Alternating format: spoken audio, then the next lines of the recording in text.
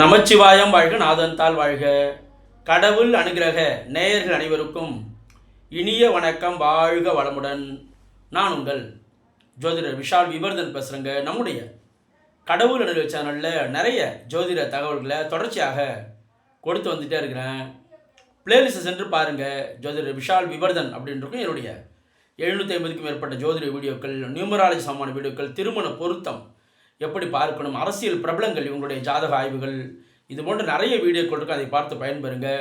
என்னிடம் ஜாதகம் பார்க்க ஸ்க்ரீனில் தெரியக்கூடிய 6381573180 என்ற நம்பர் மூலமாக, வாட்ஸ்அப் மூலமாக, ஆன்லைன் மூலமாக ஜாதகம் அனுப்பி ஜாதகம் பார்க்கலாங்க. நம்ம இன்றைக்கி என்ன பதிவு பார்க்க போகிறோம் அப்படின்னா, இந்த நீச்சபங்க ராஜயோகம் அமைப்பானது எது போன்ற அமைப்பில் நன்மை தரும், எது போன்ற அமைப்பில் நன்மை தராத இயலாத நிலை, நன்மை தர இயலாத நிலை. ஏன்னா பொதுவாக நீச்சபங்க ராஜயோகம் இருந்துட்டால் உடனே இது பெரிய பலமான அமைப்பாக இருக்கின்றது என்பது போல் அதனுடைய தசை நடைமுறையில் வரும்போது பெரிய நல்ல பலனை தரப்போகுதுங்கள்லாம் சொல்கிறாங்க. ஆனால் எல்லா விஷயத்துலேயும் அந்த அமைப்பானது பலன் தருவது இல்லை. எதனால் அப்படி பலன் தருவது இல்லை? அப்போ எது போன்ற அமைப்பில் இருந்தால் அது பலன் தராது அப்படிங்கிறத நம்ம பார்க்கணும்.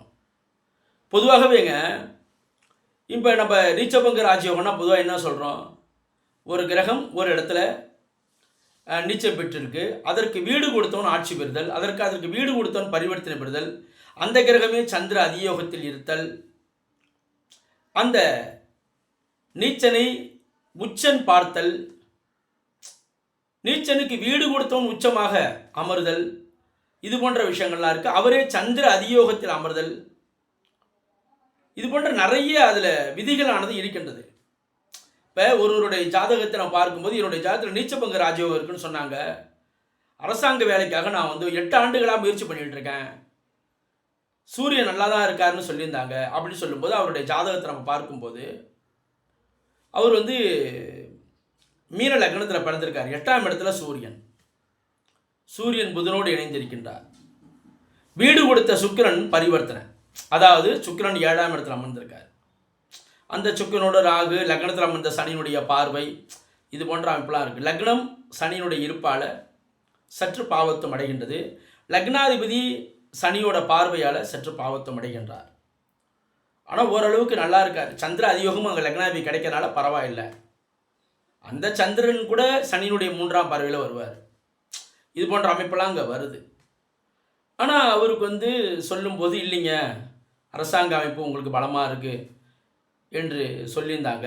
ஆனால் தொடர்ந்து ஒரு 7 ஆண்டுகள் 8 ஆண்டுகளாக நான் முயற்சி பண்ணிக்கிட்டே இருக்கேன் அரசாங்க அமைப்புக்காக, அப்போ என்ன சார் பண்ணுறது அப்படிங்கிற போல் அவர் கேட்கும்போது, தசாபதிகள் அதற்கு சப்போர்ட்டாக இருக்கணும். தொடர்ந்து அடுத்தடுத்தருடைய தசாபதி நிலையை நீங்களே பாருங்கள். ராகுதசை நீச்ச சுக்கரனுடைய இணைவில் சனியோட பார்வையில் இருக்கார்.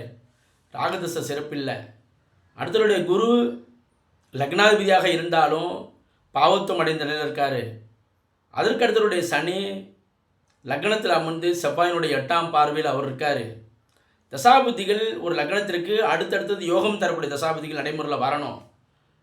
சிம்மத்தை குரு பார்த்தாலும் சூரியனுடைய நிலை மிக முக்கியமான நிலையாக இருக்கணும்.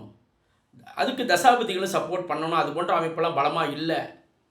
அதனால் ப்ரைவேட் ஜாபை முதல்ல தேர்ந்தெடுத்து போயிட்டு அதில் இருந்துக்கிட்டு நீங்கள் வேணால் இதில் ட்ரை பண்ணி பாருங்கள். ஆனால் இதற்குண்டான அமைப்பு பெரிய பலமாக ஜாதக ரீதியாக சொல்ல முடியல அப்படின்னு நம்ம சொல்கிறோம். இப்போ மேலே காலவரை ஆகிட்டே இருக்குது, என்ன முடிவு எடுக்கிறதுன்னு தெரியலன்னு சொல்கிறாங்க.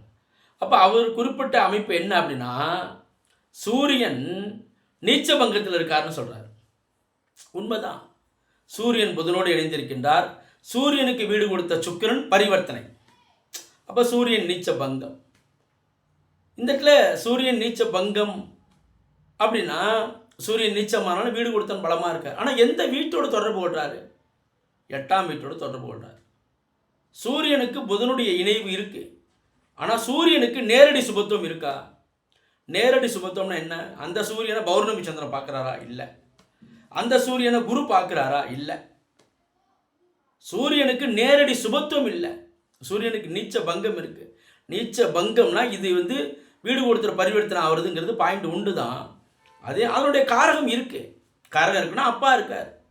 வேலைக்கு போயிட்டுருக்காரு, வந்துட்டுருக்காரு, அப்பா இருக்காங்க, சூரியனுடைய தன்மையானது இருக்குது. அதே நேரத்தில் சூரியனுடைய சுபத்துவத்தன்மை அதை தீர்மானிக்கும். சூரியனுடைய சுபத்துவம் அங்கே இல்லை அப்படி தான் சொல்ல முடியுது. புதன் சுபத்துவமாக இருக்கார், புதன் சந்திர அதியோகத்தில் வராரு. ஆனால் சந்திர அதியோகம் சூரியனுக்கு கிடைக்காதா? பாவகிரகத்துக்கு சந்திர அதியோகம் கிடையாது. குரு சுக்கிரன் புதன் போன்ற சுபகிரகங்களுக்கு சந்திர அதியோகம் உண்டு. ஆனால் பாவகிரகம் என்று சொல்லக்கூடிய சூரியனுக்கு சந்திர அதியோகம் கிடையாது. சூரியனுக்கு வீடு கொடுத்தவன் லக்னத்திற்கு 7ஆம் இடத்திலே ராகுவோடு இணைந்து பாவத்துவம். வீடு கொடுத்தவனே முதல்ல பாவத்துவமே அடைகிறார் பாருங்க. அதன் பிறகு அவர் பரிவர்த்தனை ஆகுறாரு. அப்போ இந்த இடத்துல நீங்கள் நீச்ச பங்குன்னு எடுப்பீங்களா? நீச்ச பங்கம் ரைட்டு. காரகன் தாய் நல்லா இருக்காங்க, தந்தை நல்லா இருக்காங்க. அதே நேரத்தில் இவருடைய அரசாங்க வழி ஆதரவுக்கு சரியான பருவத்தில் வரக்கூடிய தசாபதிகள் சப்போர்ட்டாக இருக்கணுமே, சப்போர்ட்டாக இல்லை. திரு கமலஹாசன் அவருடைய ஜாதகத்தில் நீங்கள் பாருங்கள், சூரியனும் சனி ஒன்று சேர்ந்துருப்பாங்க. நீச்சபங்க ராஜயோகம்னு சொல்லிடலாமா? சூரியனோட சனி இணைந்து இந்த இடத்துல சூரியன் கடுமையான பாவத்துவத்தை தான் அடைகிறாரு. இந்த இடத்துல சூரியனும் சனியும் இணைந்து விட்டது. சூரியன் நீச்சம் பெற்று சனி உச்சம் பெற்று நீச்சபங்க ராஜயோகம் அப்படின்னா என்ன அர்த்தம்? அரசியலில் பெரிய செல்வாக்கை தானே செலுத்தணும். அது போன்ற அமைப்பில் அவர் இருக்காரா? அரசியல் இவருக்கு கை கொடுத்ததா என்பது நமக்கு தெரியும். அப்போ நீச்சபங்க ராஜயோகத்தினுடைய தன்மையில் பாவத்துவம் மேலோங்கி இருக்கும்போது நீச்சபங்க யோகத்தை நம்ம எடுக்க முடியாது. அந்த சூரியன் இருக்கார், அந்த சூரியன் பௌர்ணமி சந்திர பார்வையில் இருக்கார். வீடு கொடுத்த சுக்கிரனே நீச்சமாக இருக்கட்டும், பரிவர்த்தனை ஆகட்டும், ஆனால் பௌர்ணமி சந்திரன் பார்க்குறாருல, சூரியனை பௌர்ணமி சந்திரன் பார்க்குறாருன்னு வச்சுங்க. மேஷத்திலிருந்து சந்திரன் பார்க்கின்றார், சூரியனை பார்க்கின்றார். இதில் கன்னி ராசியில் சுக்கிரன் நீச்சமாக இருக்கார், சூரியன் புதனோடு இணைந்திருக்கின்றார். அப்போ சூரியனுக்கு வீடு கொடுத்த ஒரு பரிவர்த்தனை, அந்த சுக்கிரனுக்கும் சந்திர அதியோகம் கிடைக்கும்.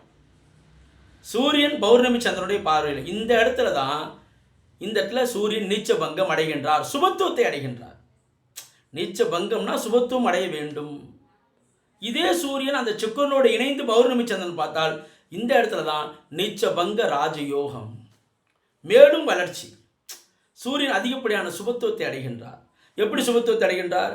சுக்கிரனுடைய இணைவு, பௌர்ணமி சந்திரனுடைய பார்வை. அப்போ நீங்கள் என்ன பாயிண்ட் எடுக்கணும் அப்படின்னா, சூரியனுடைய நிலை என்ன? நீச்சபங்கம்னா மேலோட்டமாக அதை நீங்கள் ஆய்வு செய்யக்கூடாது. நீச்சபங்க ராஜயோகம் இருக்கின்ற எல்லோரும் மிகப்பெரிய வளர்ச்சி அடைகிறார்களா? லக்னாதிபதியுடைய தன்மையை பொறுத்தே அது அமையும், தசாநாதனுடைய தன்மையை பொறுத்தே அமையும். தசாநாதன் தான் சம்பவத்தை நிகழ்த்துவார், நல்லவையாக இருந்தாலும் சரி, கெட்டவையாக இருந்தாலும் சரி. தசை நடைமுறையில் இருந்தால் நல்லது நிகழும், நன்மையான நிலையில் இருந்தால். இல்லை என்றால் அது நிகழப்போவதில்லை. அதுபோல தான் அவயோகம் நிகழப்போகுதுன்னு நினச்சாலும் அந்த தசை நடைமுறையில் வருதா அப்படிங்கிறத நம்ம பார்க்கணும். அப்போ நீச்சபங்க ராஜயோகத்தினுடைய தன்மையை நீங்கள் எவ்வாறு ஆய்வு செய்ய வேண்டும்? சுபத்துவத்தினுடைய தன்மையோடு ஒத்து ஆய்வு செய்ய வேண்டும். நீச்சபங்க ராஜயோகம், நீச்ச பங்கம் என்ற போன்ற அமைப்பெல்லாம் ஆய்வு செய்யும் போது அந்த இடத்துல முதல்நிலையில் நீங்கள் கொண்டு வருவது எதன்னா, சுபத்துவமாக இருக்கின்றதா, பாவத்துவமாக இருக்கின்றதா? குருவோடு சனி இணைந்திருக்கின்றார், குரு நீச்ச மகரத்திலே, சனி அங்கே ஆட்சி. அப்போ இந்த இடத்துல நீச்ச பங்க ராஜயோகம் நீங்கள் எடுப்பீங்களா? குரு மிக நெருக்கமாக சனியோடு இணைந்திருக்கின்றார் என்ற அடிப்படையில் இந்த இடத்துல பாவத்துவம் மேலோங்கி நிற்கும். குருவினுடைய காரகம், ஆதிபத்தியம் அனைத்து விஷயங்களிலும் கடுமையான குறைபாடுகளை அவர் தருவார். என்ன ஆதிபத்தியம் வைக்கின்றது என்ற அடிப்படையில். அப்போ அந்த சனியோடு குரு இணைவது என்பது நீச்ச பங்கத்திற்கு அமைப்புக்கு மாற்றாக நீங்கள் என்ன சொல்லணும் அப்படின்னா, பாவத்துவம் இங்கே மேலோங்கி நிற்கின்றது, குருவின் பாவத்துவம் இங்கே அதிகப்படியாக இருக்கின்றது அப்படிங்கிற பாயிண்ட்டை தான் நீங்கள் வரணும்.